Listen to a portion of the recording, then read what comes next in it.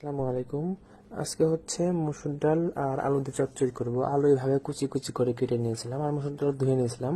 এটার স্পেশাল ভাবে শুধু একটা কাজ করতে হবে, সেটা হচ্ছে ভাজা পেঁয়াজ মরিচ দিতে হবে, তাহলে এই স্বাদটা দ্বিগুণ পরিমাণ চলে আসবে। ভাজা পেঁয়াজ মরিচ দিলাম, এরপরে হচ্ছে হলুদ দিলাম, হালকা পেঁয়াজ বাটা রসুন বাটা আদা বাটা দিয়েছিলাম, একদম হালকা, বেশি পরিমাণে না। এরপর হচ্ছে লবণ দিয়েছিলাম, এরপর তেল দিয়ে একটু মাখাবো, একটু ভালোভাবে মাখাবো, একটু সময় নিয়ে মাখাতে হবে। মাখাচ্ছিলাম, এটা এত মজা ছিল আসলে, মানে না খাওয়াইলে বা না খেলে কেউ বুঝতে পারবে না। যারা খেয়েছে এরা চেটেপুটে খেয়েছে আসলে। একটু মশলাও দিয়েছিলাম, হচ্ছে গরুর মশলা, যাতে একটু ফ্লেভারটা ওইরকম আসে। দেখেন কি সুন্দর আসছে।